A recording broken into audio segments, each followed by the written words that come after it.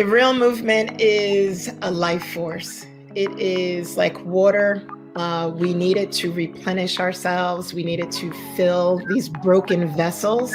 And so the real movement gives members resilience, inspiration, and in the concept of America, it gives us the ability to breathe and think about life where it's life, liberty, and the pursuit of happiness for all people. Thank you for tuning into The Real Storytellers. This space was created to allow you to meet some real ones, those engaging in racial and social justice work, and to allow you to cultivate your own journey. These members are real, their stories are real, and their work is anchored in everything the real movement represents. Welcome to The Real Storytellers. I'm your host, Angel Booz.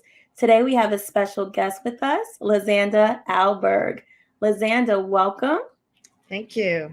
Would you please tell us who you are and or what you do?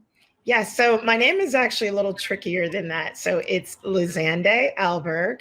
I am a middle school social studies teacher in Paterson, New Jersey. I'm a member of the Paterson Education Association. I am also a teacher leader academy consultant with NJEA.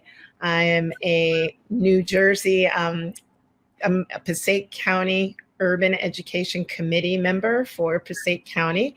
I'm a Real Movement MAC member and co-presenter, as well as a member of Color. I have been able to sit in on some of your sessions in terms of what you do with Paterson. So you guys are doing amazing work. So thank you for bringing that to the real, because I think everyone needs to, be mindful of what you guys are doing and then be able to maybe even implement that around the state. So thank you guys for creating that. Now, Lizandaa, correct? Am I pronouncing that correct now? So Liz and Day, and you throw it all together, it's one name. Lizandaa. Yes. Lizandaa, got it. All right. And I actually, the one other thing I think you might have been referring to that I did not mention is some exciting work we're doing, the Passaic County Equity Seekers. And I'll probably mention that a little bit later in the interview. Yes, okay. So Lizandaa, can you share a story about a time when you knew you wanted to be a professional educator? So I am one of those people who came through education alternate route. And so I was working in, actually in media. I was working in advertising and PR before education, journalism major. And when I looked to become an educator, I wanted to target middle school students. I wanted to help them find their voices before they reached high school. I wanted to share with them my love for travel, history, geography, politics, current events. And I wanted them to learn how to analyze information and understand how they could become active citizens and empowered. And so I actually came to my understanding of racial justice and social equity from, again, another career, but also just through life, through, you learn a lot from your parents. And so I learned from my parents the appreciation of diversity as a person of color, understanding the value of knowing our history, of being exposed to things. The Schomburg Museum in New York would be, a Sunday outing for the family, learning about oral traditions and the family background. And so I had a foundation and a curiosity as a child to know more. I minored in African American studies in college, but I would say one experience for me, a personal experience that made me more aware of race, was in high school. And I was an achiever, someone who was academically astute. But when it came time to apply to colleges, my peers questioned my achievements and thought that I was admitted based on race. And that was for me a personal epiphany about how important it is to be empowered and understand diversity and be respectful of diversity. And so with that, as I moved through life and as I became an educator and exposed to my students, I wanted to share with them that same value of finding the voices and hearing the voices of all people. Well, first thing that I want to know is that I think some of the best educators come from alternate route, because I'm an alternate route educator myself. Yay! I think sometimes like life just kind of throws you into the career that was meant for you. And it's not that we intend for it to happen, but there's something that happens that kind of just steers us that way. And I think we're brought to this profession for a reason.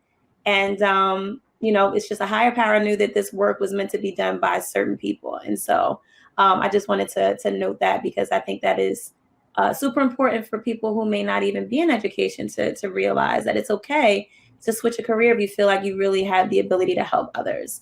The other thing I wanted to point out is you mentioning that you felt your peers didn't believe you earned your spot in getting accepted into the college that you decided to go to. And I wanted to ask, was it because you came from a primarily white school? Was it a mixed school, primarily like Black? Like where did that come from? So this was a primarily white private school. I unfortunately did not get a public school exposure until college, and then now as an educator in a public school system. And so I was, amongst individuals whose parents chose to send them to this particular type of environment. It was college prep, but the diversity that I would later encounter in my life was not a part of my grammar school, middle school, and high school years. And so I think when the playing field becomes more competitive, out goes the collegiality and the equality that we assume people feel, or the lack of judgment. And when it is a situation where people are vying for the wins, then you tend to maybe get a little bit, at least in my experience, a little bit more exposure to systems of racism, stereotyping, implicit bias, all of those things. I agree, especially when it's impacting other individuals in a way where they feel their non-acceptance is because of your acceptance. Yes. And it doesn't necessarily mean they were better than you or earned that spot, where you truly may have earned that spot over them. But it's unfortunate that people will revert that back to something to do with race and affirmative action and believing that you didn't earn your place. It is something bothersome that I think we need to look at, in the education system, because it's very unfortunate. Yes, it's astounding when, the people you thought were your friends and were accepting tended to show some not so friendly or open ideas. So that was, an epiphany for me, just to understand how important it is to be comfortable in my skin, to be comfortable in my abilities, to understand diversity. Absolutely. Now, Lizandaa, in your work as an educator, can you share a story about the moment you became aware that racial equity is critical to our work? So I can actually share an experience where I realized that racial equity is something for all. And this is a recent example. We have, of course, all been in shock after George Floyd, after numerous accounts of Breonna Taylor, racial injustice. And this is actually a positive. I work in Paterson, which is a diverse district. And so we do tend to celebrate and honor the diversity in front of us. I have to say the faculty and the sometimes just because you're in a diverse district and there is diversity amongst the staff doesn't always mean we are celebrating at all times the achievements of all. So bringing it back to George Floyd and Breonna Taylor and those incidents last summer, Black Lives Matters became, very vocal. As a social studies teacher, I made sure my students were aware of the messages and what they meant.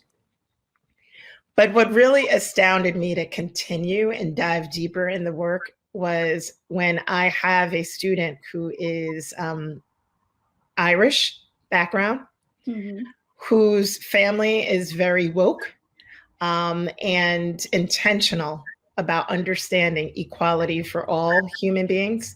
And so that family went to a Black Lives Matters protest. It really resonated with me. And I have shared this story so many times because it shows we are all part of the human family, and racial equity and social justice is something that we all should strive for, not just people of color striving because we're a part of it, not just Black Lives Matters participants, but all people should be striving. And so that, again, solidified the work that needs to be done for our students and for our future. And so a recent example of a child who can see what so many adults don't see, how important this work is and how important it is to be a part of something that when there is injustice, for one, there's injustice for all, and making sure that that message resonates with everyone. And so that was just kind of, for me, another wake-up call and confirmation about the importance of this work. Absolutely. And I love that you shared that. And what came to mind for me is the term collateral beauty. And that movie actually is one of my favorites for several reasons. But in dealing with all we've dealt with police brutality, and then, everything that the Trump administration came with, as brown and Black people, it was very disturbing to experience some of the things we had to experience over the last few years, thinking that we've come so far from slavery, from segregation, from Jim Crow, thinking that we're on a journey towards something better, but to feel like you were reverting to being 20, 30, 40, 50 years back, it's really astounding to have to feel that way again, and imagine how the people before us had to feel dealing with even more. And so when I think of the term collateral beauty, although we dealt with all that, it's been amazing to see some of the people who have stepped up, some of the celebrities, some of the neighbors, just people who we would never expect to be at the forefront of the fight with us, actually being willing to do the work and to stand out.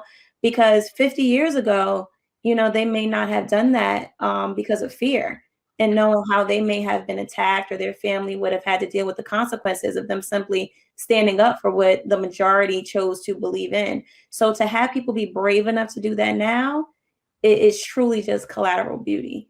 Absolutely. And I just hope that as we move forward in this work, that we don't even have to ever at some point deal with these ideals ever again. And I think that's not going to happen in our lifetime. I think it's going to take a long time to get there. But the idea that we have people willing to do it now and be brave enough to stay on the front line, I think it's amazing.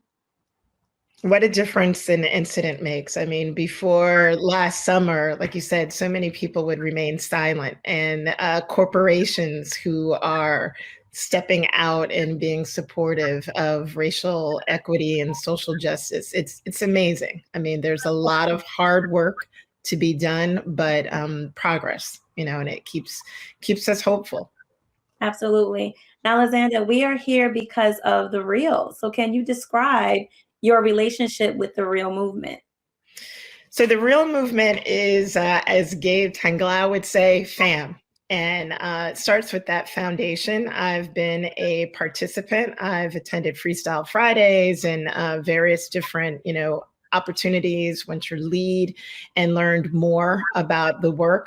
But I've also been fortunate to be a part of the work. And so as a part of the Member Advisory Council, I've worked on some language to help locals actually become more vested in the real. I've also done presentations, and so I've been a co-presenter of Decolonizing Indigenous, Hispanic, Latinx.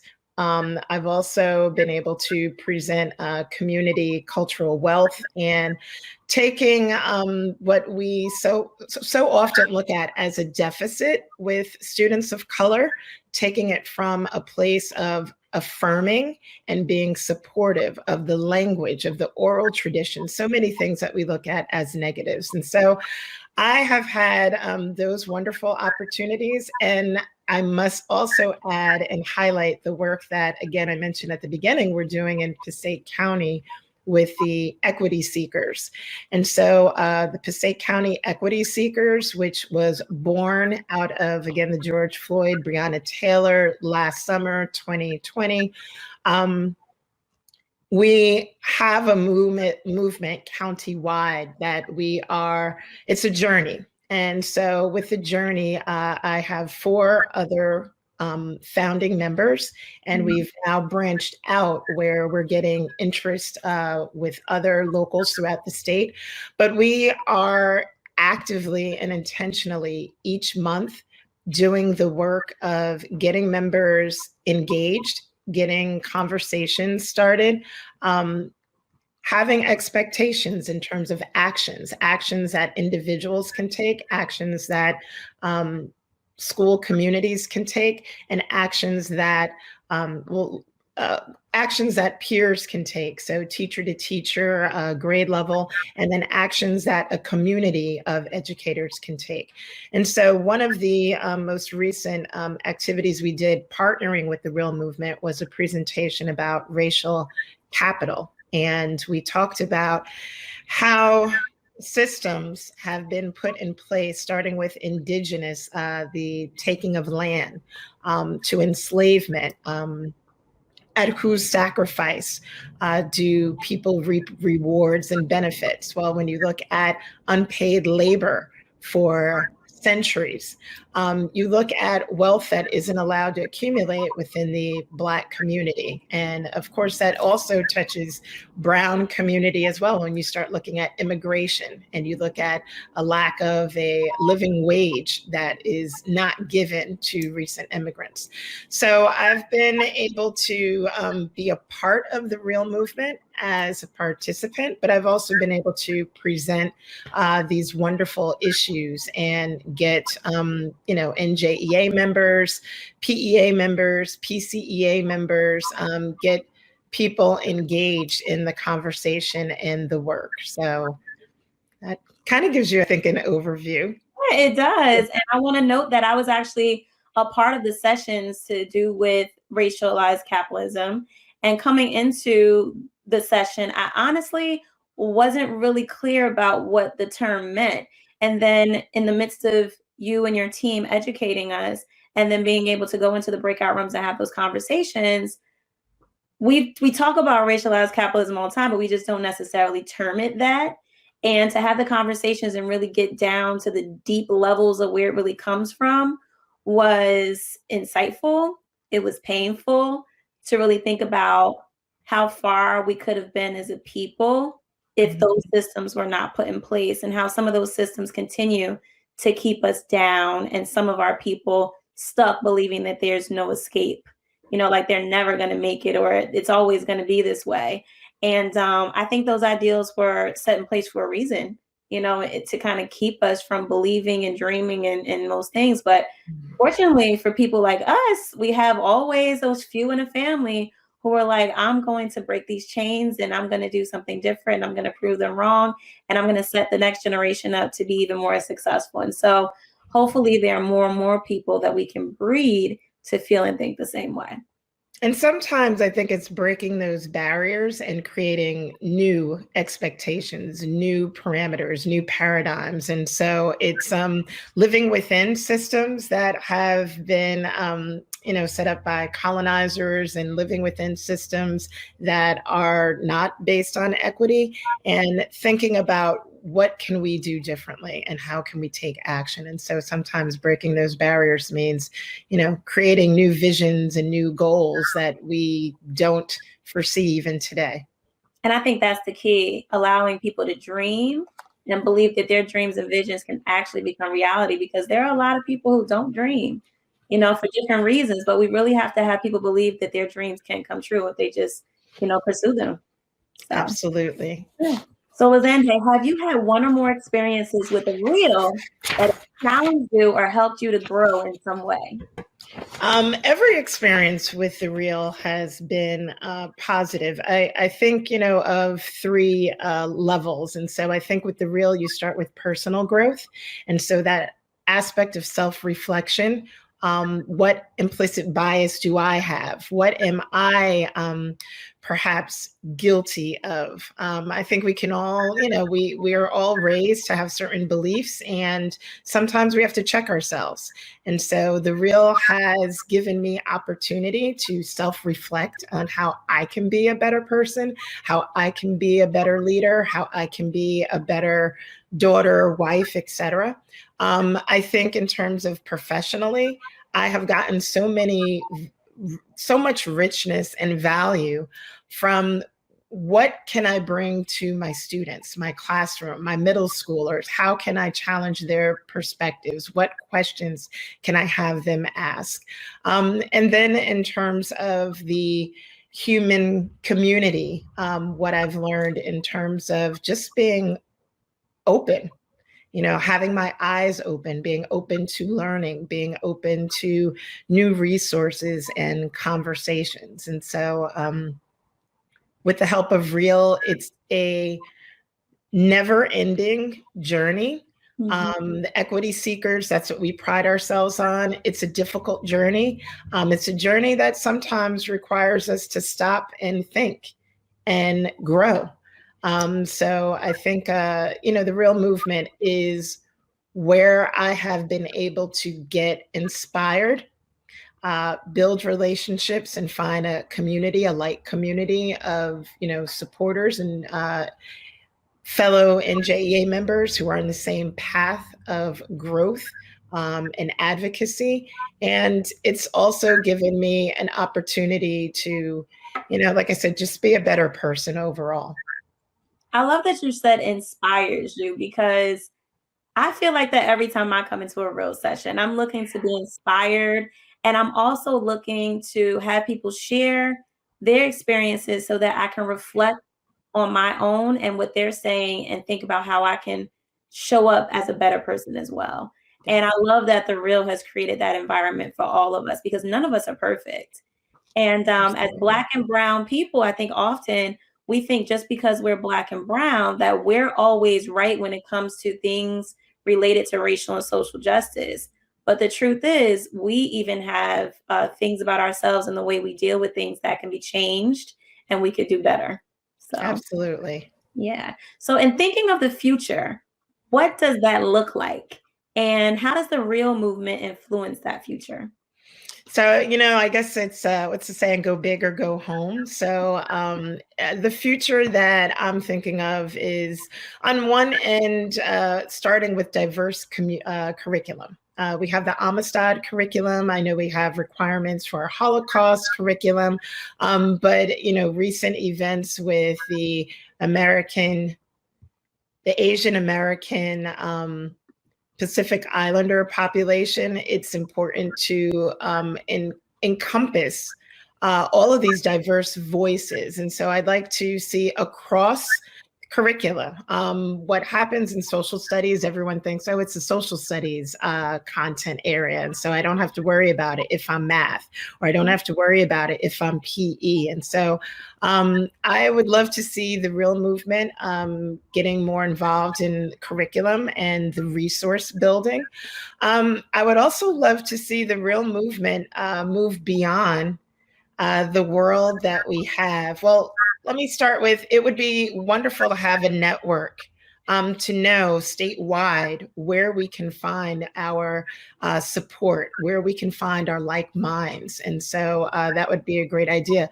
But I think beyond where we are as educators, it's important that supervisors and administrators understand the language of the Reel movement, the individuals who are walking into our classrooms should be modeling the diverse conversation, the tough conversation, being prepared, getting the tools ready for racial equality and social justice. And I would love to see at some point the real movement branch beyond NJEA members and maybe tackle some of those supervisors and administrators and superintendents who are not prepared to either be in diverse areas or even teach. I think we often regulate that what we do should only be taught to Black and Brown or the people of color. This is our language. No, it's important in those all whatever districts that they understand diversity as well. And so I would love to see the real movement branch out, having a network of supporters, having that network then influence some of the leadership throughout the state. And I would love to see some required real movement training. And so with that, making it a component, I work with tutors from Ramapo College in North Jersey, and I don't know how many of them are exposed to the challenges that Black and Brown, cultural commonwealth. I don't know if they understand intersectionality, and so making that a statewide requirement or trying to influence some of the legislation to make it a statewide requirement would be great, because at the end of the day, as a fellow consultant, Fatima Hayes has said, wherever we go together. And so we need to make sure that together we are ready for a brand new day. Absolutely. And I love everything about your response. There was so many things I wanted to just jump in and I wanted to add to or question you about. But I agree with all of those things, especially the parts when you talked about administration and the powers that be, because sometimes it's not even that they don't know, it's that they're too afraid to really explore some of those ideals, or because they don't believe in them, they're not supportive. And that can be really challenging too. When history is history, it doesn't matter what people you're talking about. And so I agree with that intersectionality and having to have a required curriculum in place where people of all races need to learn about the struggles and successes of all people. Yes. Because at the end of the day, when you go out in the world, that community is not going to always look like the community in which you came from. And you're going to have to, at some point, interact with someone of another race. And so knowing what they came from, knowing what they're going through, and being able to approach them and deal with them from a place of understanding is extremely important. And what is his name? Principal Kafele. Yes. Spoken very often about the fact that racial education is more important in communities of non-color than it is for those that have Black and Brown students, because the people who don't know about something are the ones that need to be educated about it. Absolutely. Like minds. Absolutely. So now, Lizandaa, if you had to create a hashtag for your work, what would that hashtag be? All right. So this was a challenging idea. So there's a song, there are two sisters who sing EBA, and EBA they have a song, Rise Up. I think it's Rise Up, Wise Up, Eyes Up. Okay. So what I did is I took that and thought again about the various stages of learning as a part of the real movement. And so I thought of hashtag, it's a long one, hashtag Wise Up, Rise Up, Speak Up, collective courage equals collective freedom. And so it's, to me, the layers of wise up through education, rise up through advocacy, speaking up, because we as human beings have to speak up for one another. When we see wrong, we see wrong. Okay. And I think we need to understand that this is a collective process, that the real movement is you, the real movement is me, it's we. And if we collectively have courage, then we can collectively reach the freedom that we want to reach. So those are my thoughts with that hashtag, as long as it is. I love it. And I actually really love the part where you talk about, people standing up for each other and being willing to stand out, even if it means standing alone, because I think that's the difference between talking about the era of 1950 opposed to 2021 is that young people especially are just not afraid at all anymore to talk about what it is that they don't agree with. And I think that's really beginning to change the hearts and minds of older people too, even who may have been stuck in their ways, because the young people just have a way of, I don't know, influencing us to understand that there's some things we may not be seeing the right way and to maybe Well, think about how to change that. that's right. The children they shall lead. So, we've seen these examples in history, the Children's March. And, I mentioned my student, young student, no skin in the game, so to speak, with Black Lives Matters, but committed to this needs to change. So, yeah, hopeful. I want to thank you for blessing us with your presence, your knowledge, your experience. We appreciate you in the work that you do. And I also want to thank you for pointing out in the beginning of our interview the correct pronunciation of your name. And I say that honestly because I am a big advocate for people calling you by your name. And I tell my students all the time, if someone mispronounces your name or says something wrong, don't allow them to keep calling you that.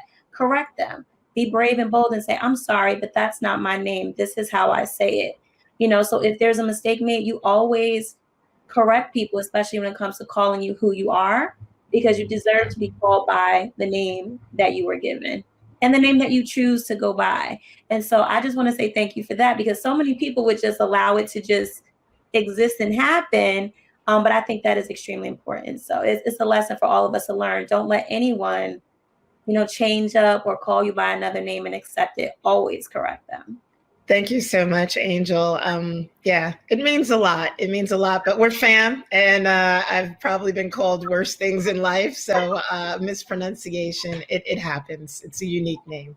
It Thank does. you so much. There's a lesson in everything that we do. So I love that, because I'm the first one to correct people when I'm called Angela or Angie. I'm always like, nope, nope, nope. It's Angel. It's Angel. So I appreciate that. Thank you. You're welcome. For everyone watching, to learn more about the Real Movement and to meet other extraordinary people like Lizandaa, please visit our website, real.njea.org, to sign up for some of the wonderful things we have happening. Until next time, peace.